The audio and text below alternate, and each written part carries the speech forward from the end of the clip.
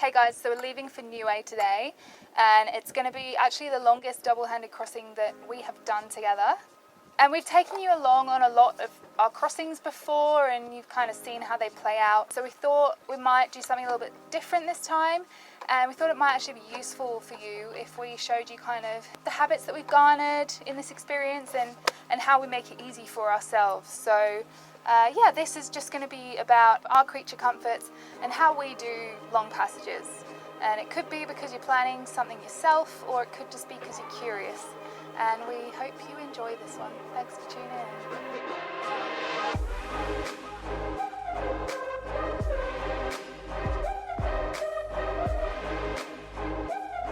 Welcome to the story of two sailors taking the long way home to Australia on a 38-foot boat called Finding Avalon. Subscribe and join the voyage.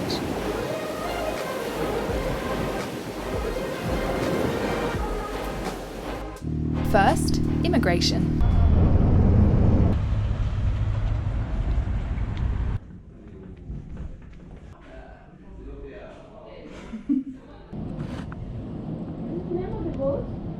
Finding Avalon. And the captain usually handles the passage planning. I'm just putting in a few waypoints that we acquired from Bob. He is a weather forecaster in New Zealand, but focuses on the South Pacific and is the man for the South Pacific in terms of weather. Sorry if that sounded like an ad. We're actually not paid to say that, and in no way, shape or form sponsored by him. We're paying him for it. But yeah, it's the first time we've used him, so I think it would be really interesting to see if his information is useful. But we've got 1,150 miles rum line to Niue from here in Tahiti, which is a pretty big sail. We're starting to get into an interesting point of the path of the trip where the weather systems of the South Pacific are no longer trade winds, and they are basically just you're picking and choosing between low pressure systems and troughs coming through. We're also going through the tropical convergence zone, which is basically a big unpredictable patch that moves its way throughout the South Pacific, and we have to basically go straight through that. So we decided to get a little bit of help, just because it is such a long passage, and because the grid files, I'm definitely not an expert in weather, and so the grid files are definitely showing quite varying weather predictions between the different models. Bob has given us basically a forecast, but more importantly some suggested waypoints. So the direct rum line will be going across like that, and Bob has suggested that we come up north, up here, and then down and across to there.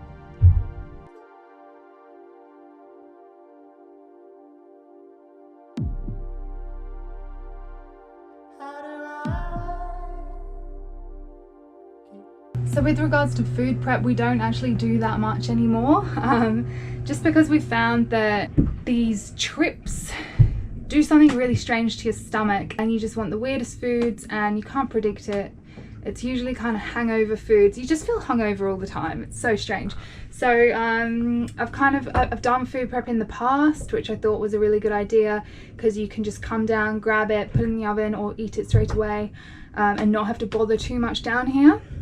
But given the fact that we're supposed to have quite light winds anyway, and the wind's going to be coming from behind or on the beam, we should be fine just to spend time in the kitchen. I've been doing this for over a year now. I've learned some hacks of how not to stuff things up down here. So I have prepared a little bit of food, just because last night we had sausages and couscous, and I thought, well, I'll make double. So we got some couscous. If we catch a fish, that will be amazing with that. If we don't, we've got more sausages. And then I just don't want the fridge too full. So that's another reason for not doing food prep. I don't know if any of you have experienced the fridge where you have to dive into. It's a bloody nightmare. So I like to keep it quite organised. This isn't too hard to deal with, nothing's really threatening to fall over. The most you've got to move is one thing. This is the veggie bag.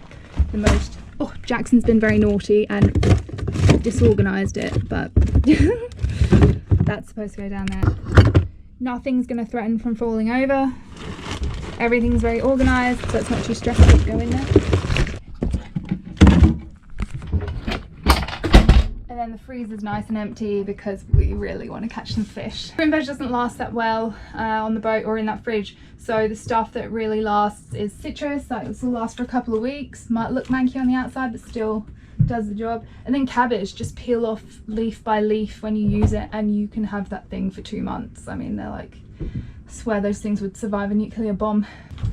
The game plan this time is, if it gets really hairy, just sandwiches are so bloody easy to make. I'll mix up some tuna mayo, and we've got lots of cheese and tomatoes, and it literally takes 20 seconds to bash together a sandwich. So that's going to be our emergency plan. If it's really, really terrible, we can just eat baguettes like this. So yeah, feeling good about that. So we're about to leave in hopefully half an hour. We will be going to the fuel dock first to fill up with some fuel, obviously, because you need as much fuel as you can carry, really, in case the worst should happen. So we're going to do that, but I was just going to show you what I do down here to prepare the boat. Not much, really, just pack everything away. We still haven't had a passage where something hasn't gone flying and broken, but you know, getting there. So yeah, just packing away anything, any loose items that could go flying on a tack or a big wave, and also going to make the bed up down here. So Jackson, I don't know if you saw our episode where we were in the boatyard a couple of weeks ago, Jackson fashioned us a really cool bed in the saloon, and it's been a game changer for passengers. So because it's just in kind of the part of the boat where there's less movement, it's quieter, get a nice breeze, and Jackson can spy on me, and he can see the sails and he can see me. So yeah, if anything happens, it's so easy to call down to your crewmate and get them up in a jiffy and help you.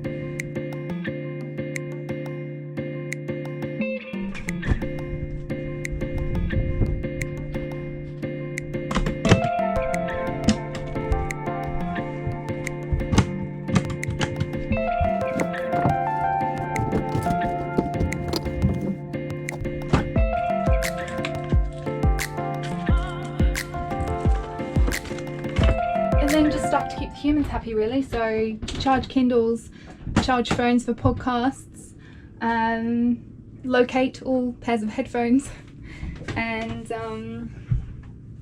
yeah, that's it.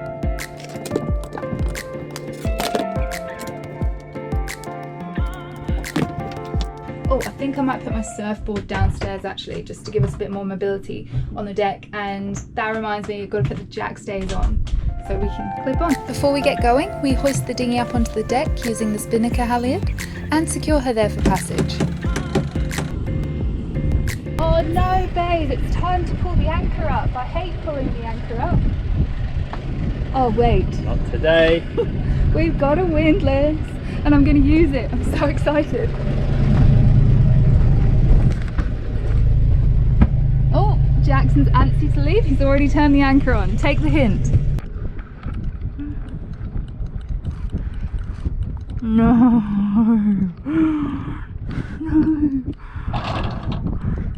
No. Oh.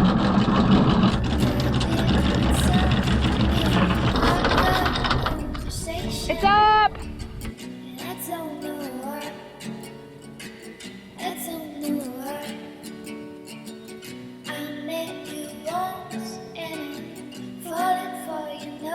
We usually rig up the fishing rods as soon as humanly possible.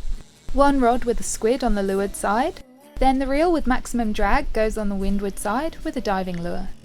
We find this system stops the lines from getting tangled up, as the squid has a tendency to drift. We've just decided on our watches. When it's really hectic seas or really windy, we'll do the 3-2-1 watch system, which is 3 hours on, 3 hours off, 2 hours on, 2 hours off, etc. And the reason behind that We do a lot of hand steering in those instances, and it's really tiring. So it kind of, you taper it off, it makes it more manageable. But if it's really quite normal and pleasant conditions, then we'll just do 3 hours on, 3 hours off, and try and kind of hand steer for half the watch, which is really manageable. It's 3 o'clock now, and I'm going to be on watch till 6 o'clock. Jackson's taking a very opportune sleep.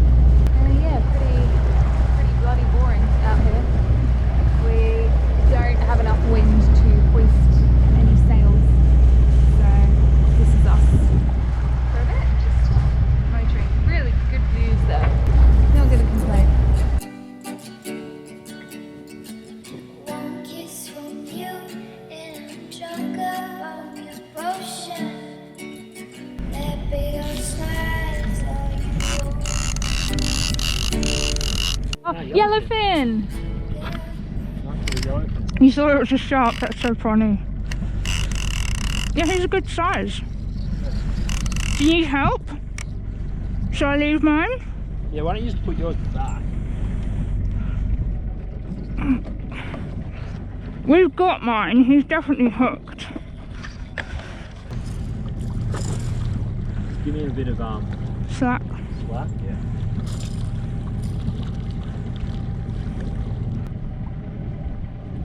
Yay! Amazing. Are we going to throw one back? Yeah, I reckon. Yeah.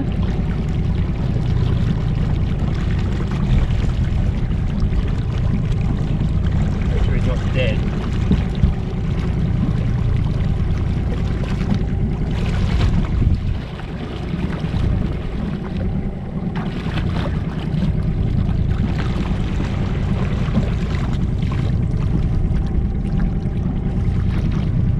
He won't be biting another lure.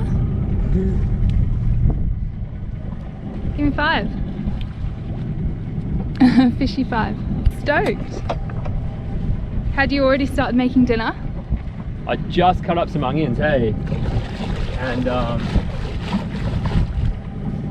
yeah, I just started cutting up some onions to have a crack. Why don't you put that one back out?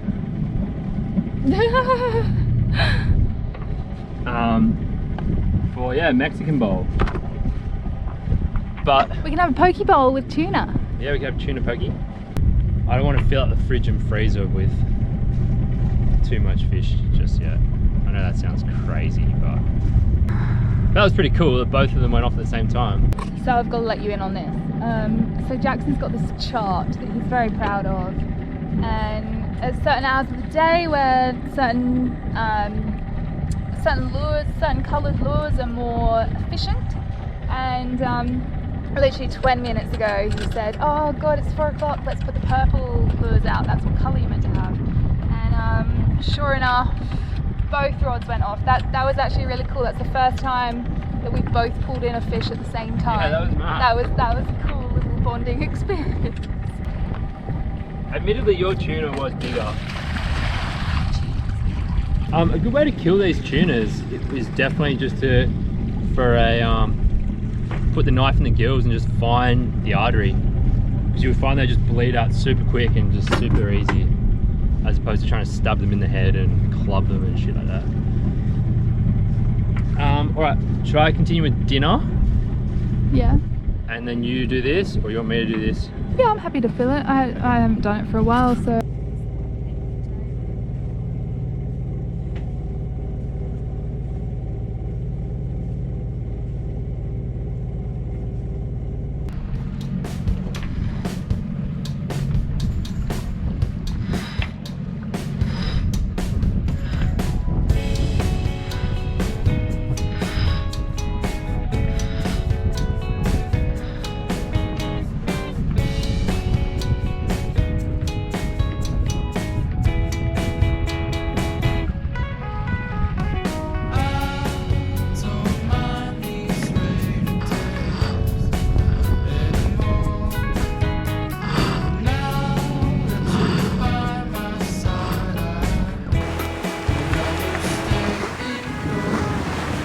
It's day 3. Sorry, we didn't really film anything yesterday just because It was actually a really nice day of downwind sailing, and we just wanted to settle in, really enjoy a day of sailing. And plus we were in the noodle, so no one needs to see that. Yeah, every day we'll check the weather and we'll do the best option that we can with what we've got. And actually today's kind of interesting. We've got to make a call because the best option with the weather that we've got at the moment might actually be going to an island and anchoring for a day. So that's what we're trying to work out today. Yeah, we probably left a good 24 hours later than I wanted, and it's kind of put us in between two pressure systems. Yesterday night, the forecast really dropped, like to zero wind for about 3 days. And with the swell out here, I mean, we can't just sit here with like doing nothing for 3 days. The other thing is we don't have enough fuel to motor through those 3 days. Like we could motor for the next 3 days, sure, but then we use up all our fuel and we've still got 800 miles to go. So the option I came up with last night was to stop at one of these little atolls along the way and just wait out this trough and just wait out this lull for, you know, 2 days. Atoll Malpi Ha'a is actually on the way. We would only have to go 15 degrees off course.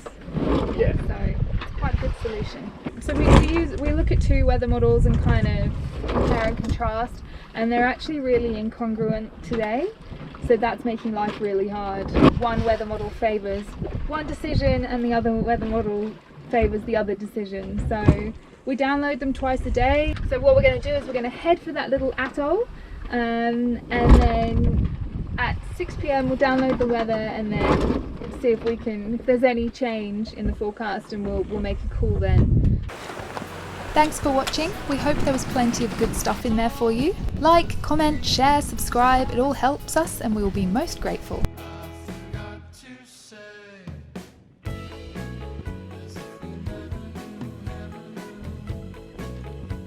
Tune in next week to find out whether we made the right decision. Right when we decided that we were going to stop because there's no wind. Of course the wind has a last little hurrah. Gives us a beautiful little upwind sail. I'll tell you a secret. I haven't actually been scared on this trip often, but that I was so terrified